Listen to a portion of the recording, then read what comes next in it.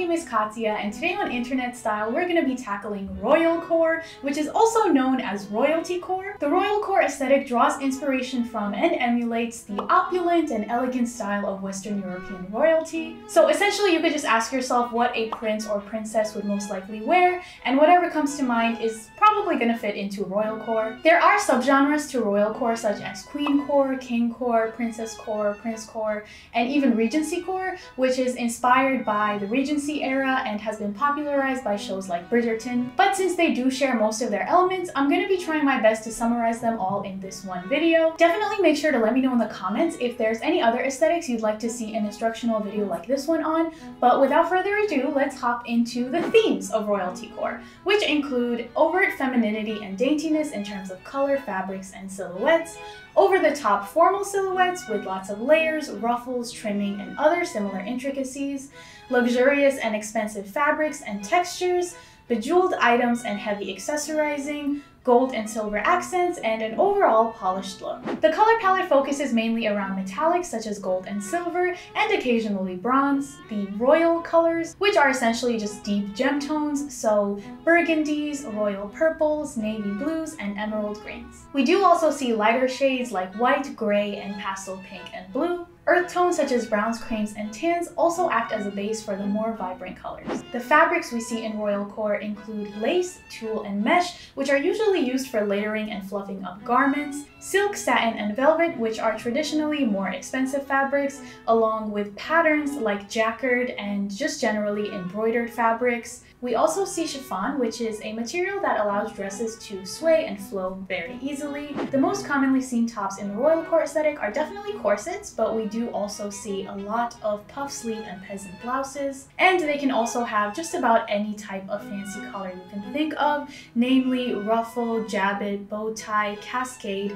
Puritan, and Bertha collars. Sometimes these even have corseted waists or boning, or they're just straight up corsets, which are all meant to emphasize the feminine figure. We see puff, bishop, tiered, and bell sleeves, both in short and long variations, and occasionally Juliet and leg of mutton sleeves as well. Lace-up detailing both in the fronts and backs of garments, and an overall tiered design with lots of volume and ruffles make appearances in all of these tops. Most of these traits also apply to the dresses in this aesthetic, which tend to be A-line silhouetted, long and formal, and flouncy and voluminous. This effect is usually achieved by adding underskirts or petticoats under the dress. As for bottoms, the most commonly seen skirts have traits similar to that of the dresses described earlier. However, more modern interpretations do include shorter hems along with bloomers, which seem to be a more recent trend. In the masculine counterparts of royalty core, jodhpur or pegged pants with high waists, often in crepe or suede, are the go-to style. For outerwear, decadent embroidered blazers, mainly in velvet, are the top choice. However, vests, waistcoats, long capes, capelets,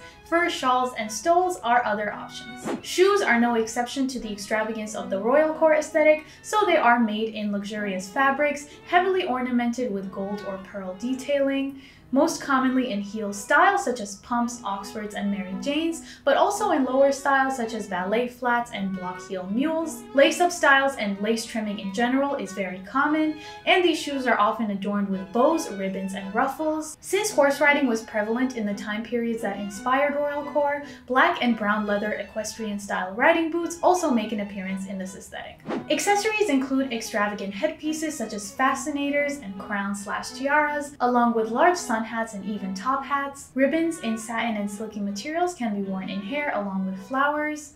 Since most dresses cover the legs, lace and mesh stockings in pastel colors and white are less common, but they still do appear here and there. We also see gloves either in short and lace or long and silky styles. Fans and flowers are more common than bags, but if they are worn, bags are small and beaded in square, circle, or pouch shapes. And for cold weather inspired looks, hand muffs are a go-to. Jewelry is often excessive in that as many pieces as possible are worn, and they're usually bejeweled with gems that match the color of the outfit. Otherwise, we see lots of pearls, gold, and floral accents. Hair is usually worn either long with curls or in a braided half-up style, but for the most part we see extravagant updos. Makeup leans extremely natural with heavy blush and subtle glow, red tinted lips or pink lip gloss. Lashes are optional in more natural styles. Although I love this aesthetic and wish I owned these divine century-old dresses, I'm working with what I already have in my closet, so my outfits are gonna lean more towards the modern side. If you're interested in seeing a more historically accurate representation of royal core,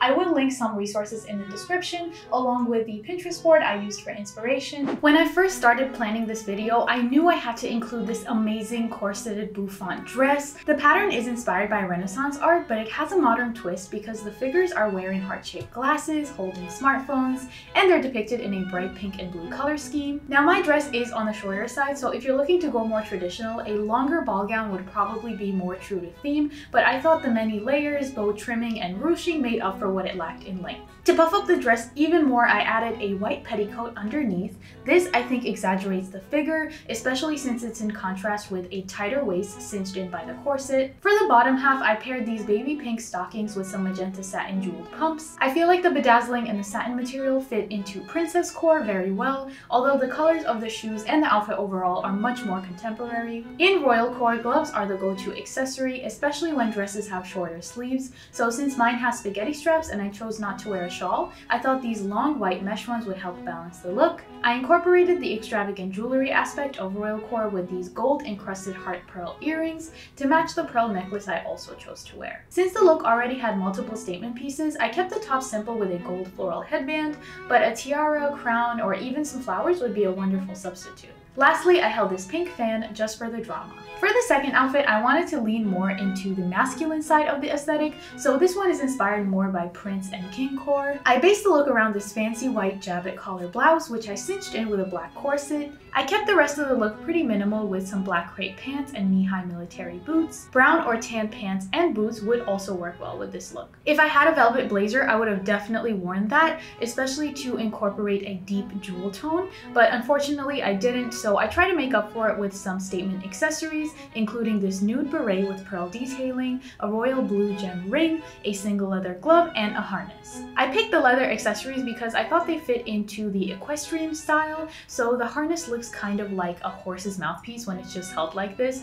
and usually gloves are worn by horse riders to prevent chafing when using reins. Also, the black of the leather matches the boots and the silver hardware matches that of the corset. The following look centers around one of my favorite thrift finds of all time, this lovely vintage 70s wedding dress. There was a Victorian era revival in the 1970s, which I think is partly what inspired the design of the dress, so that's why I thought it fit perfectly into royal core. It's made with this cream lace material that drapes so beautifully, and the asymmetrical hem only emphasizes that draping more. I tried to keep the color scheme neutral with this ivory fur coat that I draped around my shoulders to act as a shawl. However, the same elegant effect could be achieved with long satin gloves as well. These shoes have gold chain detailing in the front, which is admittedly extremely contemporary, but I tried to add that antique element back in with some pink lace trimming to match the rose detailing on the dress and the pink satin sash I used to cinch it in. I went heavy on the jewelry with this tiara, long diamond earrings, a teardrop gem bracelet, and some golden rings. If you want to dress in royal core but you don't have any of the specific items I mentioned, definitely try to go for more traditional, elegant silhouettes and pair them with more elevated pieces with tiers, ruffling, or other extravagant detailing. Staying in the light, neutral / pastel color palette can definitely be easier, but if you do see any deep royal reds, greens, purples, or blues in your closet, I would definitely try to incorporate those as well. Going for more luxurious fabrics such as silk, satin, and velvet can definitely help elevate the more simpler components of your look. And remember, accessorizing is the easiest way to dress up an outfit, so look for gold, lacy, and layered jewelry, bags, or shoes to really complete the look. For those of you interested in dressing in more traditional internet aesthetics, definitely make sure to check out this video about the dark academia aesthetic next. Don't forget to let me know in the comments which look from 1 through 3 was your favorite. If you enjoyed this video, make sure to let me know with a big thumbs up and click the subscribe and notification button so you don't miss any of my videos. Thank you so much for watching. I will see you next time. Bye!